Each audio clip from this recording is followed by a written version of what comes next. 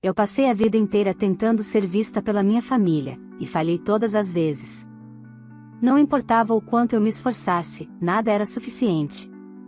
Até o dia em que decidi construir algo só meu, e quando eles descobriram, já era tarde demais. Meu pai riu quando contei que estava de casa nova. Minha irmã disse que era simples demais para o padrão deles. O que eles não imaginavam era que a tal casinha simples era avaliada em mais de R$ 1 milhão, em um dos bairros mais desejados. E quando viram quem estava no meu jantar de inauguração, tudo desmoronou. Eu não precisei levantar a voz, não precisei me vingar. Eles mesmos cavaram a própria ruína. Quer saber o que aconteceu quando tentaram voltar para a minha vida? Então fica comigo até o final. Olá, seja bem-vindo ao canal Histórias Surpreendentes, curta e se inscreva nesse canal, aproveite e ative as notificações. Comente aqui de qual cidade você está assistindo, vou adorar saber e deixar um coração no seu comentário. Meu nome é Lívia Andrade e, por muito tempo, eu acreditei que se eu me esforçasse o suficiente, se eu fosse perfeita o suficiente, um dia meus pais finalmente enxergariam quem eu era. Cresci em Belo Horizonte, numa casa grande, em um bairro de classe média alta, onde quase tudo girava em torno da minha irmã, Beatriz. Ela sempre foi a filha preferida, e nem tentavam disfarçar. Cada mínima conquista de Beatriz era comemorada com festa, fotos, abraços e elogios. Quando ela tirou 7 em matemática, ganhamos pizza e sobremesa. Quando eu tirei 10, houve apenas não fez mais que a obrigação. Crescer assim não me fez forte, me fez silenciosa. Eu aprendi a não esperar nada, porque esperar doía. Enquanto Beatriz era tratada como uma joia rara, eu era a peça sobressalente.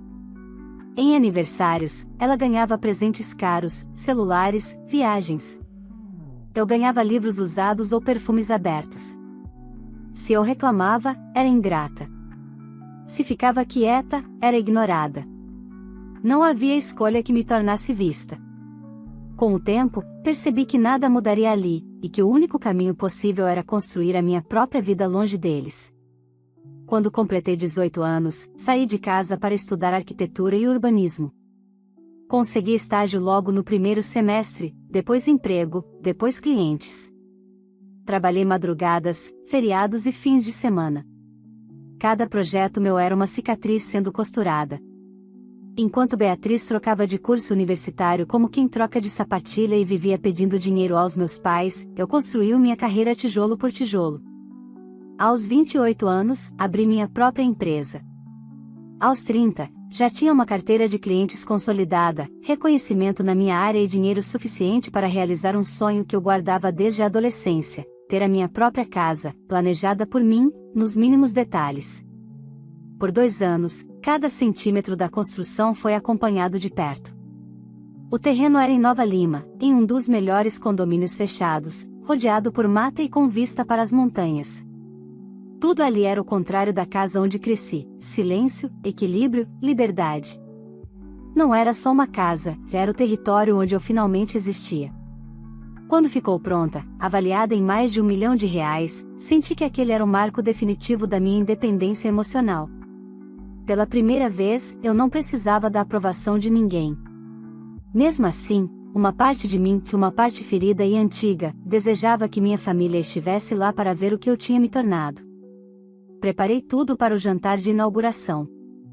Fiz um convite elegante no grupo da família, escrevendo com cuidado para disfarçar a ansiedade que me consumia. Eu sabia que a resposta deles seria importante demais para mim, embora eu fingisse o contrário. Naquela noite, o celular vibrou. A notificação do grupo apareceu na tela. Por um segundo, fechei os olhos, imaginando uma resposta carinhosa, talvez estamos orgulhosos. Mas assim que abri a conversa, fui atingida pela realidade de sempre. Meu pai respondeu primeiro: não vamos em uma inauguração de uma casinha simples dessas. Logo depois, Beatriz completou com veneno familiar: é algo muito simples para o nosso padrão. Li e reli aquelas mensagens até as letras perderem forma. As mãos tremeram, o coração pesou no peito. Mesmo depois de tudo que eu havia conquistado, eu ainda era filha descartável. Eles nem imaginavam onde eu morava, como era a casa, o que eu tinha construído. Na cabeça deles, eu continuava sendo a versão desbotada de Beatriz. Só que, pela primeira vez, a decepção não me destruiu. Algo dentro de mim se moveu, como se um fio há muito tempo esticado tivesse finalmente se rompido. E foi naquele instante, com o celular na mão e os ecos daquela humilhação ainda vibrando em mim, que minha história realmente começou. Depois de ler aquelas mensagens no grupo da família, eu fiquei parada no meio da sala, como se o tempo tivesse desacelerado. O silêncio da casa nova era tão grande que dava para ouvir meu próprio respirar ecoando nos cômodos. Eu havia imaginado aquela noite de inauguração dezenas de vezes, mas em nenhuma delas eu estava sozinha segurando o celular enquanto meu pai e minha irmã zombavam de tudo que eu construí. Por alguns minutos, pensei em cancelar o jantar. Era mais fácil recuar do que sentir de novo a sensação de ser invisível. Só que algo dentro de mim não deixou. Pela primeira vez, não era tristeza que eu sentia. Era indignação. E abaixo da indignação, um começo de libertação. Eu escrevi no grupo apenas, tudo bem, fiquem à vontade. E silenciei as notificações. Não valia a pena tentar explicar para quem não queria ouvir. Em seguida, respirei fundo e decidi que aquele jantar jamais seria sobre eles. Seria sobre mim. Sobre marcar o início de uma fase em que eu receberia apenas quem realmente quisesse dividir a vida comigo. Passei a tarde finalizando os detalhes da inauguração. A mesa de madeira maciça que eu mesma desenhei era o centro da sala de jantar, com 12 lugares, cada um marcado com talheres idênticos e taças alinhadas com precisão. Eu queria uma mesa em que todas as pessoas fossem iguais, sem lugares de destaque, sem cabeceira, o oposto da mesa da minha infância, onde meu pai sempre se sentava como se fosse um rei e minha mãe colocava Beatriz ao lado, como se ela fosse a sucessora natural do trono. Quando abri a lista de convidados, vi os nomes de pessoas que realmente fizeram parte da minha jornada, colegas de arquitetura, clientes que se tornaram amigos, vizinhos do condomínio que me ajudaram durante a obra, e até alguns profissionais que acompanhavam meu trabalho.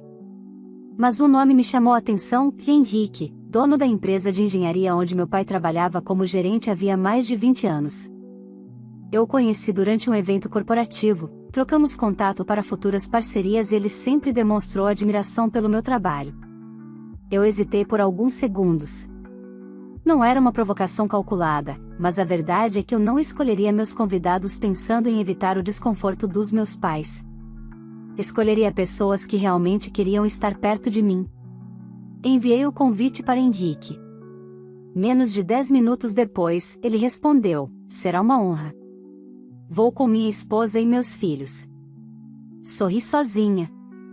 Não era sobre causar impacto, era sobre ocupar meu espaço com pessoas que respeitavam meu valor.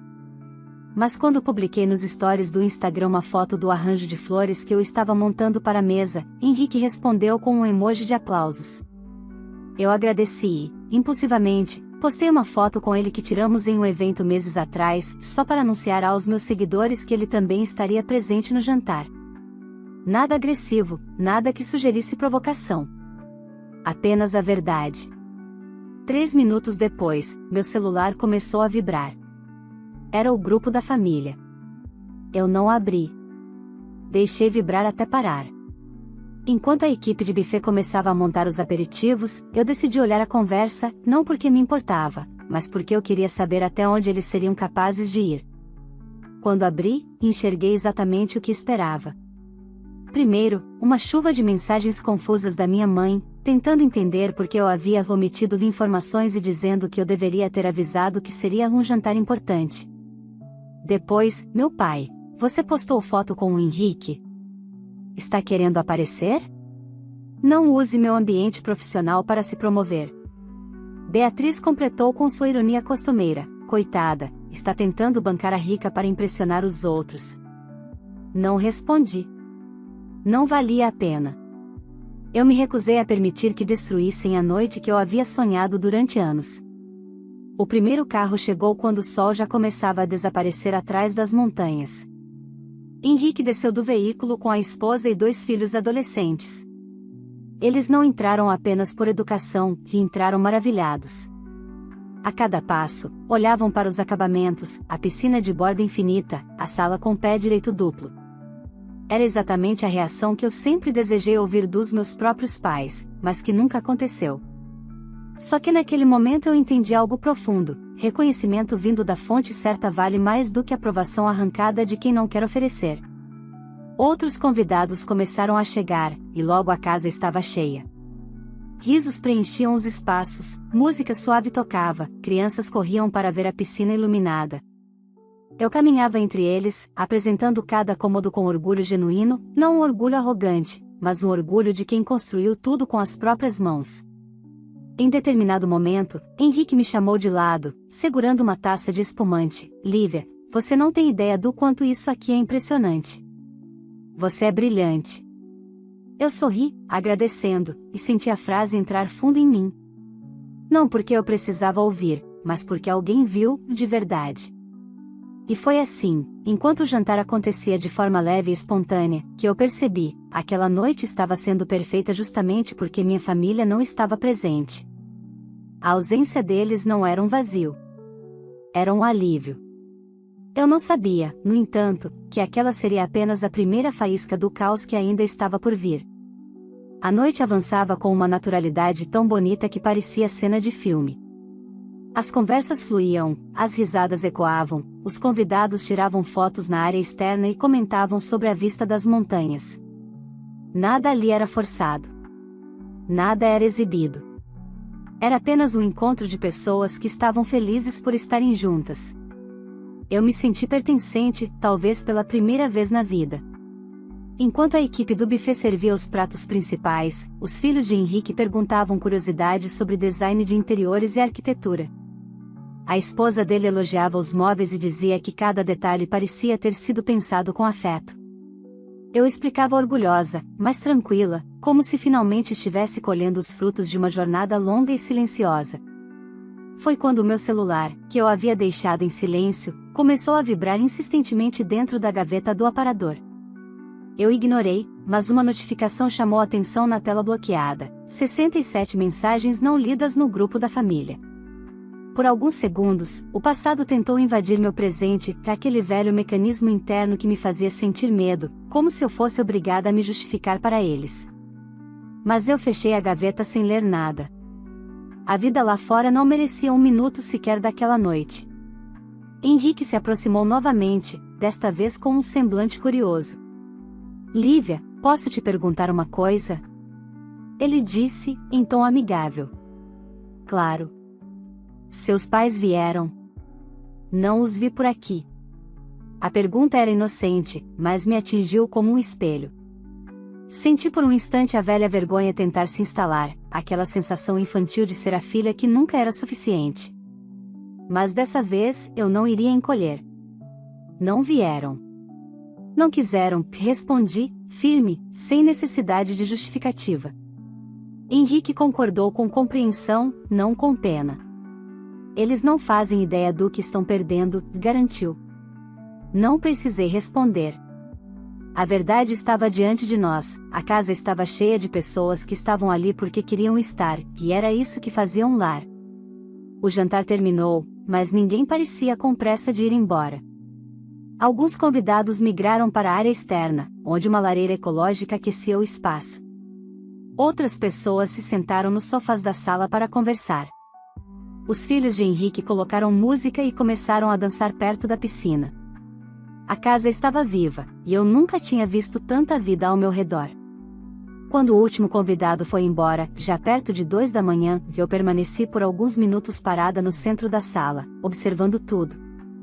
Havia taças vazias, guardanapos sobre a mesa, o perfume de comida no ar, todos os traços de uma noite inesquecível. Não era bagunça, era prova de pertencimento. No entanto, quando abri novamente a gaveta do aparador e peguei o celular, o mundo de fora me alcançou. Além das dezenas de mensagens no grupo da família, haviam notificações de pessoas conhecidas, ex-colegas da escola, parentes distantes. Curiosa, cliquei para abrir os stories e entendi imediatamente o motivo de tanta repercussão. A foto que eu tinha postado mais cedo, a mesma em que aparecia ao lado de Henrique, tinha viralizado entre os conhecidos da minha família. O print da publicação estava rodando grupos da cidade. Tinha centenas de visualizações e dezenas de respostas. Comentários de surpresa, de elogios, de choque. Aparentemente, ninguém sabia que eu havia construído uma casa tão sofisticada em Nova Lima. E isso tinha desencadeado uma avalanche.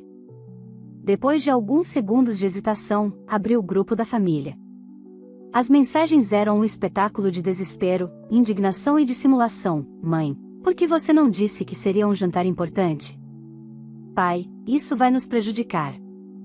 As pessoas estão perguntando. Beatriz, você fez isso de propósito para nos humilhar. Pai, tenho colegas comentando. Remova a foto agora. Mãe, seja razoável, Lívia. Você sabe que isso impacta nossa imagem. Eles não estavam preocupados com a minha conquista. Não estavam felizes por mim. Não estavam arrependidos por não terem vindo. Eles estavam envergonhados por terem perdido a oportunidade de aparecer. Bloqueei o celular com força e encostei na bancada da cozinha. Senti a velha dor tentando subir pela garganta, mas dessa vez ela não venceu. Eu não ia retroceder. Não iria pedir desculpas por ter vencido. Naquele mesmo momento, o interfone tocou. Por um segundo, o coração acelerou, não pela expectativa de que fossem meus pais, mas porque eu imaginava o tamanho do estrago que estavam dispostos a causar. Respirei fundo e atendi. Boa noite, Dona Lívia. O porteiro falou com cautela. Está tudo bem? Seus pais estão tentando entrar no condomínio e estão bastante exaltados. Disse que estão na guarita dizendo que a senhora está os impedindo de participar da inauguração. O corpo inteiro arrepiou. A festa tinha acabado, mas o confronto, não. Eu estava prestes a descobrir até onde eles seriam capazes de ir para tentar recuperar a imagem, às custas de quem eu me tornei. Quando o porteiro disse que meus pais estavam no condomínio tentando entrar, senti uma onda de déjà vu atravessar meu corpo, aquela sensação de estar prestes a ser atacada emocionalmente, como tantas vezes na infância. Só que dessa vez, havia algo diferente. Eu não era mais a menina tentando merecer amor. Eu era a mulher dona da casa, dona da vida, dona do silêncio que eles queriam invadir. Não autorize a entrada, por favor, respondi, tentando manter a voz firme.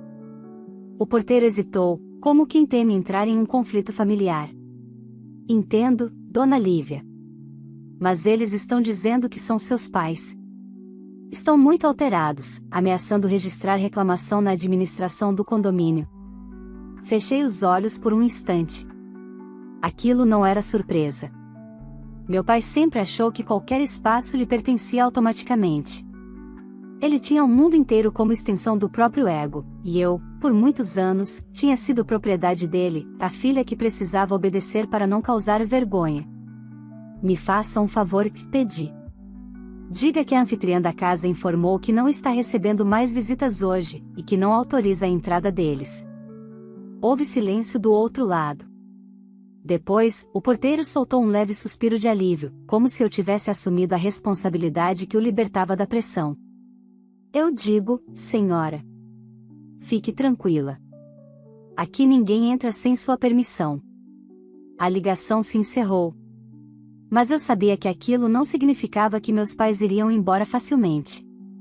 Na minha infância, toda vez que eu tentava estabelecer um limite, mesmo pequeno, era como tentar erguer uma barricada contra um caminhão em alta velocidade. E agora, mesmo adulta, eu não duvidei que a dinâmica se repetiria. 10 minutos depois, o interfone tocou de novo. Não atendi. Eu não devia satisfações. Peguei uma garrafa d'água e caminhei até a área externa, observando o reflexo tênue da piscina. A noite estava perfeita, silenciosa e fresca, exatamente como eu sempre sonhei. Mas mesmo na perfeição, existia a cicatriz emocional da família que eu nunca tive. O celular vibrou outra vez. Ignorar era uma escolha deliberada, e eu estava aprendendo a exercê-la. Porém, quando a tela acendeu, algo chamou a atenção, uma mensagem de Henrique. Se precisar de ajuda com algo, estou por perto. Só me avisar. Por um instante, eu me perguntei como ele sabia.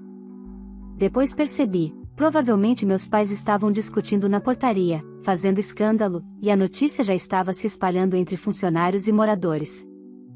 A vergonha que eles temiam estava nascendo justamente pelas atitudes deles, não minhas. Escrevi de volta apenas: tudo sob controle. Obrigada. Eu queria ser forte, mas assim que enviei a mensagem, minhas mãos tremeram. Não era fragilidade, era adrenalina. Eu finalmente estava impondo limites a pessoas que passaram a vida tentando quebrá-los. Por volta das 3 da manhã, o porteiro ligou de novo, dessa vez, com a voz tranquila. Dona Lívia, eles foram embora. Vieram seguranças pedir que se retirassem. A situação está resolvida. Agradeci e desliguei. Me sentei na sala, deixei o corpo afundar no sofá e fiquei olhando para a casa, agora silenciosa. Era impressionante como o espaço podia ser tão bonito e tão exaustivo ao mesmo tempo. Eu tinha vencido. Mas quem é ferido a vida inteira sabe que vencer também dói. Dormir foi impossível. A cabeça martelava, pensando no que viria depois. E ele veio logo pela manhã. Assim que o sol clareou os veludos da cortina, meu celular começou a apitar com novas notificações, desta vez de números desconhecidos. Pessoas falando que ficaram sabendo do desentendimento no condomínio, que Beatriz tinha postado no status do WhatsApp um texto insinuando que eu tinha impedido os próprios pais de entrar porque me achava melhor do que eles. A mentira estava plantada. Depois vieram os áudios.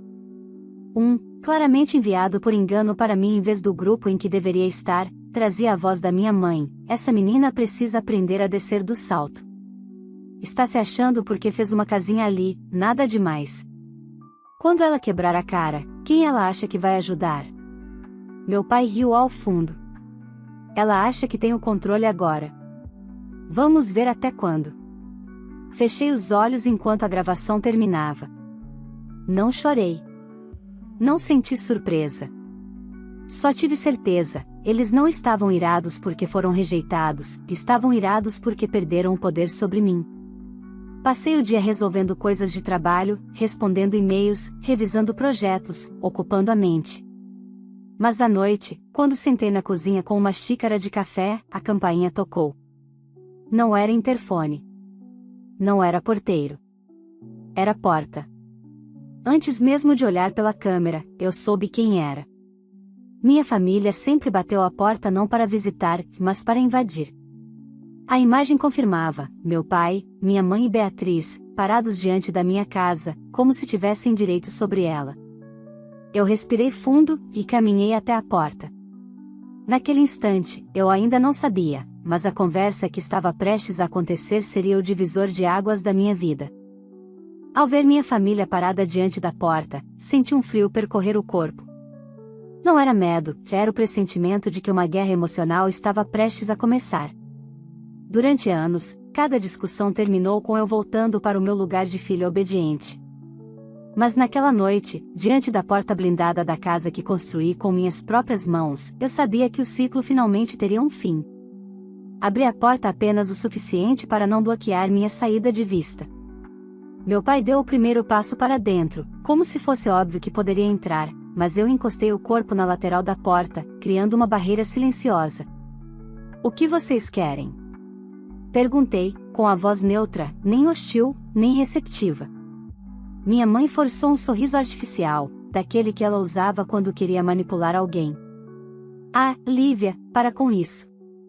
Viemos conversar, esclarecer, colocar as coisas no lugar.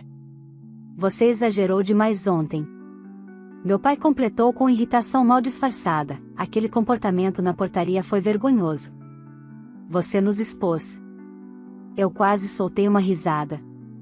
Eles realmente acreditavam que tinham sido vítimas, mesmo depois de me humilharem publicamente no grupo da família e depois de terem ido até o condomínio na madrugada para tentar entrar à força.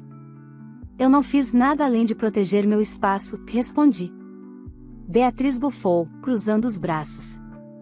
Seu espaço? Você acha que porque tem dinheiro agora pode tratar a gente assim? Era quase engraçado ouvir a frase dela, porque era justamente o contrário. A vida inteira fui tratada como lixo mesmo quando eu não tinha nada. Agora que construí tudo sozinha, eles esperavam que eu me curvasse para provar que não havia mudado. Eu não tratei vocês de jeito nenhum, falei. Quem disse que a minha casa era uma casinha simples foram vocês. Quem decidiu não vir foram vocês. Eu só aceitei a escolha de vocês. O silêncio que se seguiu foi quase satisfatório. Minha mãe piscou rápido, tentando reorganizar o discurso. Nós não sabíamos onde era a casa. Achamos que seria algo mais modesto. Não esperávamos. Ela olhou para dentro da casa com uma mistura de inveja e incredulidade. Meu pai também não conseguia disfarçar o choque. Olhava cada detalhe, as colunas de concreto, o piso de madeira nobre, o pé direito duplo, como se algo estivesse apertando sua garganta. Beatriz foi a mais transparente. O olhar dela viajou pela sala, pela escada flutuante, pela piscina ao fundo e queimou em ciúmes quase palpáveis. Então é isso? Ela soltou. Você fez essa festa, chamou o chefe do papai e postou foto com ele só para aparecer às nossas custas? A acusação veio carregada de raiva, como se ela realmente acreditasse ser o centro da narrativa. Não, respondi, firme. Eu fiz uma festa para celebrar o meu lar com pessoas que queriam estar aqui. O fato de o chefe do papai ter vindo não foi convite estratégico, foi reconhecimento profissional. Meu pai apertou o maxilar. E você não imagina o problema que isso está trazendo para mim. No trabalho só se fala no episódio do condomínio. Havia raiva nos olhos dele, mas havia também algo mais profundo, humilhação. O homem que sempre disse que eu não chegaria a lugar nenhum estava sendo obrigado a encarar a prova viva do contrário. Não é meu trabalho proteger sua reputação, respondi. Nunca foi. E nunca será. Minha mãe então mudou de tática. A voz ficou mais suave, quase melosa. Você precisa entender, nós somos sua família. Não dá para apagar laços assim. Não dá para nos excluir da sua vida. Foi aí que eu percebi, eles não estavam ali por amor, nem arrependimento. Estavam ali por controle, por status, por vantagem social. Eles perderam o acesso a mim e queriam recuperá-lo. Eu não excluí ninguém, eu disse. Vocês é que nunca me incluíram em nada. Eu só parei de implorar para ser vista. Beatriz revirou os olhos. Ai, pronto, virou vítima. Como sempre. Minha paciência chegou ao limite. Vocês passaram a vida inteira humilhando minhas conquistas para que a Beatriz fosse o centro. Não há amizade, não há família, não há afeto onde só existe competição e desdém. E eu não vou passar mais nenhum segundo da minha vida tentando merecer o amor de vocês. Meu pai bateu o pé no chão como uma criança contrariada. Você está cuspindo no prato que comeu. Nós demos tudo para você. A frase reacendeu memórias adormecidas, aniversários arruinados, notas ignoradas, portas fechadas, insultos disfarçados de brincadeira, presentes reciclados enquanto Beatriz ganhava tudo novo. A minha infância inteira não tinha sido tudo. Tinha sido o mínimo. Tudo que eu tenho, eu disse, encarando cada um deles, eu conquistei sem vocês. O rosto do meu pai ficou vermelho. Minha mãe perdeu o sorriso. E Beatriz ficou em silêncio pela primeira vez. E agora, continuei, com firmeza tranquila, eu escolho quem faz parte da minha vida. E vocês não fazem. Meu pai avançou um passo, mas eu me mantive imóvel. Se vocês não saírem do meu condomínio agora, eu chamo a segurança de novo. E no próximo passo, eu chamo a polícia. Beatriz arregalou os olhos. Você teria coragem de denunciar a própria família? Eu teria a coragem de proteger minha paz. A porta estava aberta, mas eu era a barreira, e eles sabiam. Minha mãe tentou mais uma vez, você vai se arrepender disso. Sorri, não por crueldade, mas por libertação. Eu já me arrependi uma vida inteira de tentar ser amada onde nunca fui bem-vinda. Agora, finalmente, não mais. Então fechei a porta. Eles ainda gritaram do lado de fora, ameaçaram, xingaram, bateram palmas para chamar atenção. Mas eu não abri. Esperei, em silêncio, até o som desaparecer. Quando a casa ficou novamente quieta, eu sentei no chão da sala e deixei a respiração voltar ao ritmo normal. Pela primeira vez, eu tinha dito tudo o que precisava ser dito, e ninguém tinha conseguido me silenciar. Mas eu não imaginava que o silêncio deles duraria pouco. A retaliação estava apenas começando. Nos dias seguintes ao confronto na porta da minha casa, o silêncio veio, mas não o silêncio leve e confortável que eu tinha aprendido a amar. Foi o tipo de silêncio tenso, carregado, que antecede tempestades. Eu sabia que meus pais e Beatriz não desistiriam tão fácil. Eles não estavam feridos pela dor de perder uma filha, estavam feridos pelo golpe no orgulho. E quando o orgulho dos Andrade era atingido, alguém pagava. A primeira retaliação veio rápido, uma enxurrada de indiretas nas redes sociais. Minha mãe publicou mensagens falando sobre filhos ingratos, gente que acha que dinheiro compra amor e família que sofre calada. Beatriz fez pior, postou fotos antigas da infância com legendas manipulativas, como se eu tivesse virado as costas sem motivo. O objetivo era claro: construir uma narrativa em que eu fosse a vilã. Por anos eu teria desmoronado com isso. Mas não agora. Pela primeira vez, eu estava ancorada em algo que era meu. Eu tinha uma casa, uma carreira e, mais importante que tudo, pessoas que realmente se importavam comigo.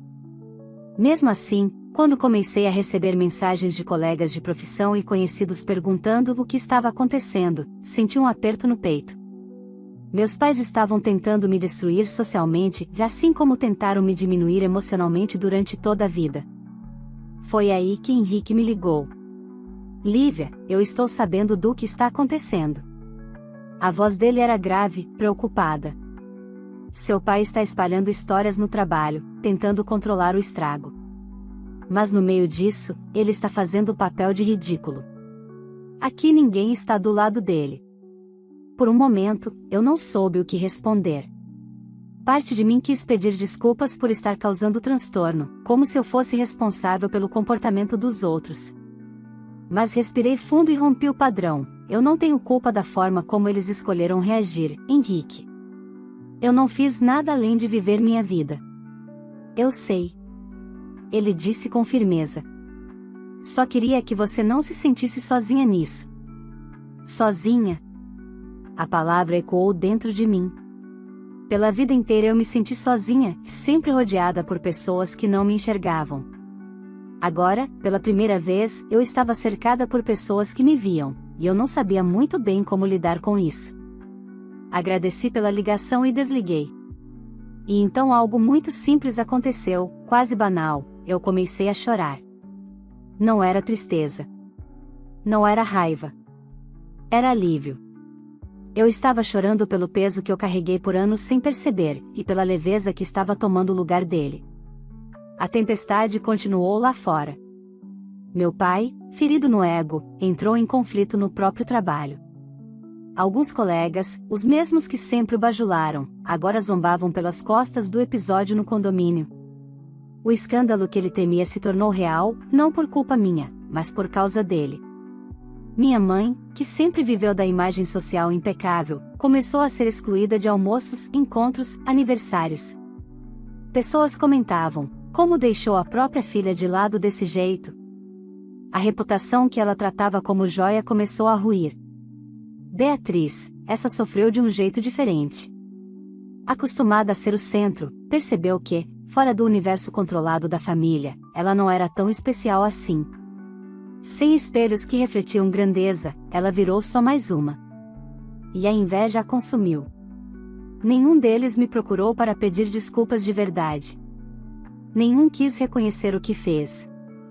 O que buscavam era acesso, status, vantagem. E quando não conseguiram, começaram a quebrar. Eu, enquanto isso, seguia construindo. Um projeto novo, depois outro. Viagens de trabalho. Conexões profissionais. Amizades novas que cresciam naturalmente. Jantares tranquilos em casa com o grupo que virou família, com risos que encheriam de ciúmes qualquer um que acreditava ser insubstituível. No fim daquele ano, organizei uma ceia de Natal na minha casa. Não era pomposa. Não era competição. Não era vitrine. Era simples e imensamente significativa. Henrique e a família vieram, amigos próximos vieram, colegas vieram. Não havia mesa das crianças, mesa dos adultos, lugar de honra, nem lugar de escanteio. Todos se sentaram juntos, exatamente como a vida deveria ser. No meio do jantar, uma das crianças perguntou: Tia Lívia, cadê sua família? A pergunta foi sincera, sem intenção cruel. O silêncio veio, e por um segundo senti o peso da resposta. Mas então sorri e disse: eles não vieram. E tudo bem. Porque a família que está aqui, já é tudo o que eu preciso. A resposta fez sentido para mim enquanto eu falava, e algo dentro de mim encerrou um ciclo. Mais tarde naquela noite, quando todos foram embora, sentei no chão da sala, perto da árvore de Natal. A casa estava com cheiro de canela, risadas ainda pairando no ar, lembranças boas espalhadas pelos móveis. Meu celular vibrou com uma notificação, uma mensagem não lida da minha mãe. Sem abrir, deletei. Não com dor. Não com raiva. Mas com certeza. Porque, naquele momento, finalmente estava claro, eu nunca fui o problema. Eu fui o espelho que eles não queriam encarar. Quando apaguei a mensagem, apaguei também o último fio que eles ainda tentavam segurar. Então, apaguei a luz da sala, subi as escadas e parei na porta do quarto.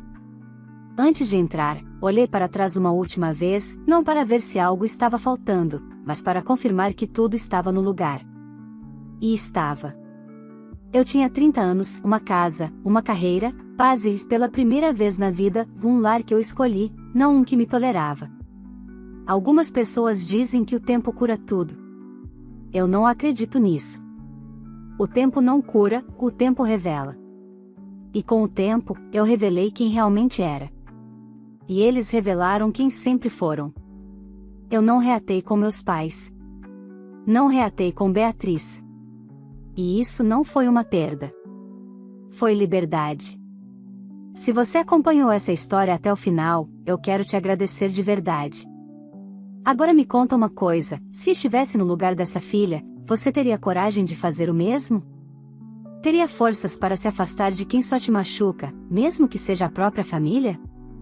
Eu quero muito saber sua opinião. E antes de ir embora, não esquece, curte esse vídeo, porque isso ajuda demais o canal a crescer e me incentiva a trazer mais histórias como essa para você. Se ainda não é inscrito, aproveita para se inscrever agora e ativar o sininho para não perder os próximos vídeos, tem muita história forte vindo por aí. E mais uma coisa muito importante, compartilhe esse vídeo com alguém que também precisa escutar essa mensagem. Às vezes, uma história toca e desperta exatamente quem está precisando. Agora comenta aqui embaixo de qual cidade você está assistindo. Eu estou de olho nos comentários e vou dar um coração em todos que comentarem a cidade e responderem se fariam o mesmo que a protagonista fez. Estou ansioso para te ler.